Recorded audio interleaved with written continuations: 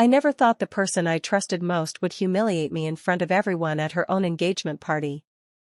Stick with me while I share my story, and if it touches you, don't forget to support our channel by hitting that subscribe button, dropping a like, and sharing it with the people you care about.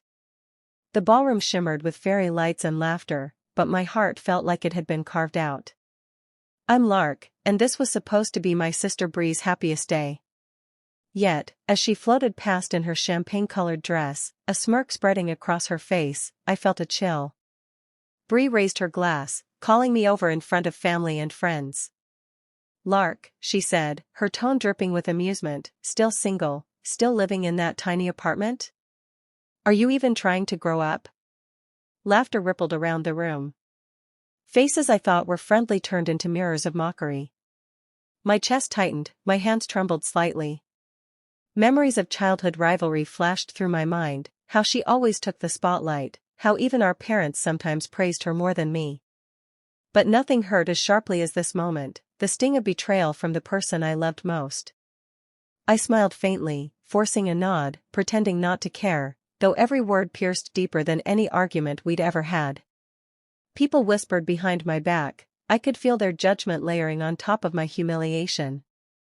The engagement party continued with music and chatter, but I felt trapped in a storm of emotions.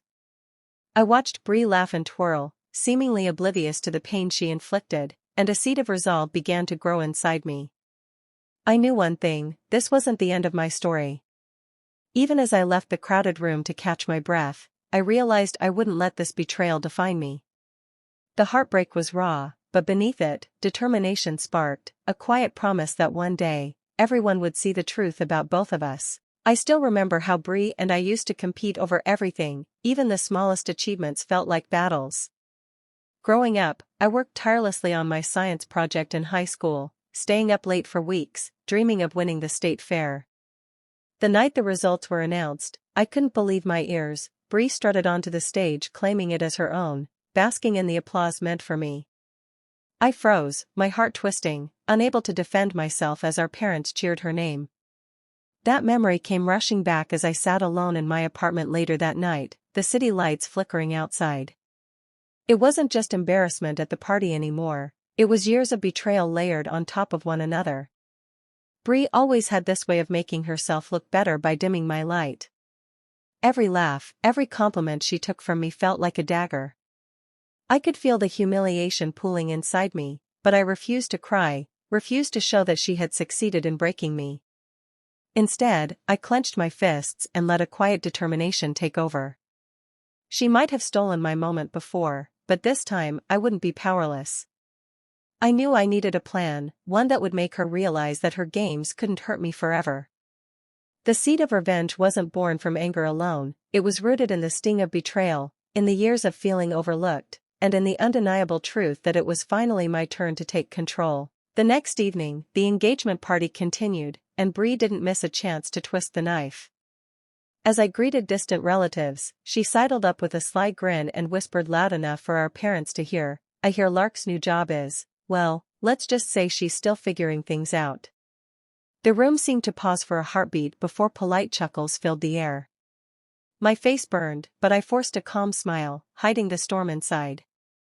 Each word cut deeper than any argument we'd ever had. I felt the familiar sting of being minimized, of being laughed at by someone who should have been my ally. My parents exchanged glances, a subtle mixture of concern and awkwardness that only made the humiliation sharper. In that moment, a fire ignited within me. This wasn't just a joke, it was a message. Bree wanted everyone to see me as weak, incapable, unworthy. But I wasn't going to let her define me, not now, not ever. As the laughter faded into background noise, I told myself firmly, this betrayal won't be forgotten. I would remember every sneer, every condescending tone, and I would find a way to turn it all around. The hurt fueled a determination I had never felt before. This time, I would be the one in control. After leaving the party, I wandered through the quiet streets, the night air heavy with thoughts I couldn't shake. Memories of every success Bree had dismissed flashed before me, the scholarship I had earned, the promotion I had worked tirelessly for, the little victories she always managed to downplay. Each one was a reminder of how often I had let her shadow my life without standing up for myself. I met up with Nico, my closest friend since college, at our favorite late-night cafe. He looked at me with that familiar mix of concern and determination. "Lark, you can't keep letting her walk over you," he said. "You're smarter, stronger, and you've done more than she'll ever admit. It's time to stop being passive." His words struck a chord deep inside me. Sipping my coffee, I began to think clearly. Revenge didn't have to mean chaos or rash decisions. It could be methodical, precise, a demonstration of everything Bree had tried to belittle in me. For the first time in years, I felt a flicker of control, a quiet sense of empowerment. As Nico encouraged me, I realized the pain could be transformed into strategy. Every slight, every insult, every belittling comment could be used, not to hurt blindly, but to reveal the truth at the right moment. My heart was still heavy, but a new determination formed. This time, I would act with purpose, and Bree would see the consequences of underestimating me. A few days later, I started noticing cracks in Bree's perfect facade. Rumors drifted from family members who had overheard tense conversations between her and Cole, her fiancé. He seemed uneasy, questioning her loyalty in ways she tried desperately to hide. It wasn't something anyone outside the inner circle would notice at first glance, but to me, it was a doorway, a secret weakness waiting to be used wisely. I began observing quietly, listening to whispered phone calls, and paying attention to subtle hints Bree left behind in conversations. Every inconsistency, every small lie she told about her plans or excuses, slowly painted a picture of vulnerability I hadn't expected. This wasn't about vengeance through gossip, it was about gathering evidence, understanding the truth, and preparing for the perfect moment to reveal it. Each discovery sharpened my resolve. I wasn't going to react impulsively or let my emotions betray me. Instead, I carefully documented everything in my mind, forming a plan that was precise and deliberate. I would reveal Bree's true nature when it mattered most, without ever appearing petty or vindictive, so that her arrogance and deceit would be undeniable to everyone around her. For the first time, I felt a sense of control I hadn't had in years. Bree had underestimated me for too long, and now, quietly, I was preparing to turn the tables in a way she would never see coming. I began with small, careful steps, planting seeds without drawing attention to myself. At family dinners, I shared stories of my recent successes, quietly, almost casually, making sure the right people heard, while letting Bree's bragging lose its shine. When she boasted about her engagement or achievements, I countered softly with facts of my own, letting them linger in the minds of relatives without seeming confrontational. In one-on-one conversations with my parents, I subtly reminded them of milestones they had overlooked, like the promotion I had earned or the project I had completed under impossible pressure. I didn't brag, I simply let the truth speak for itself. Slowly, the tone in family discussions began to shift. People who had once assumed Bree was untouchable started noticing the contrast. Even among friends and colleagues, I shared glimpses of my accomplishments with tact, making Bree's arrogance appear more transparent with every interaction. Each gesture was deliberate, a quiet assertion of my worth and intelligence, forcing her dominance to falter without anyone suspecting I was orchestrating it. The tension built gradually.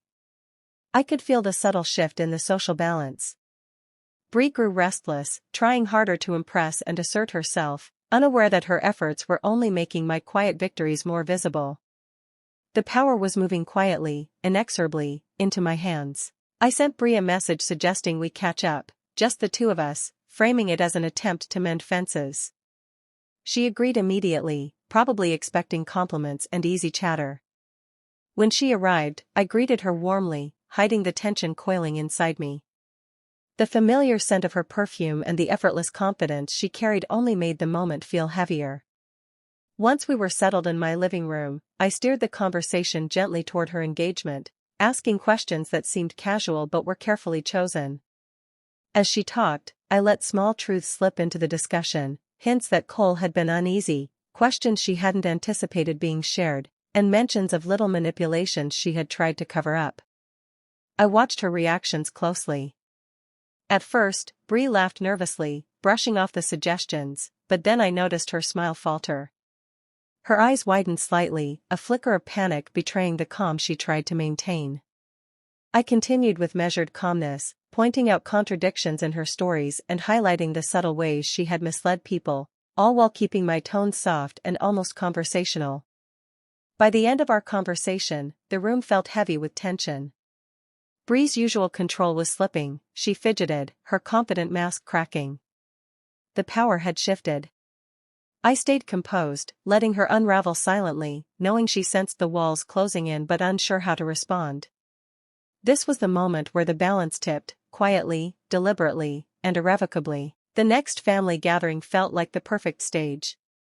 I arrived early, greeting relatives with calm confidence, letting Bree assume she still commanded attention. As conversations flowed, I waited for the right moment, listening carefully before speaking. When the topic of Bree's engagement came up, I shared a story, carefully phrased, factual, and unassailable, about the doubts Cole had quietly expressed and the ways Bree had misrepresented herself to family and friends. I didn't raise my voice or accuse, I simply let the truth unfold naturally in the conversation. Eyes turned toward Bree as I recounted specific incidents she couldn't deny without exposing herself further. A hush fell over the room. Some relatives exchanged shocked glances, while others whispered in disbelief, realizing the extent of Bree's manipulations. I kept my tone measured, controlled, and composed, letting her reaction speak louder than any words I could have used.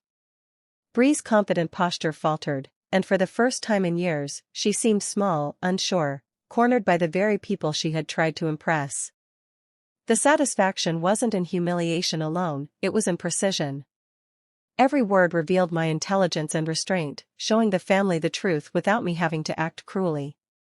Bree's mask crumbled publicly, leaving her exposed, while I remained calm, steady, and quietly triumphant. After the room settled from the shock, I didn't say another word.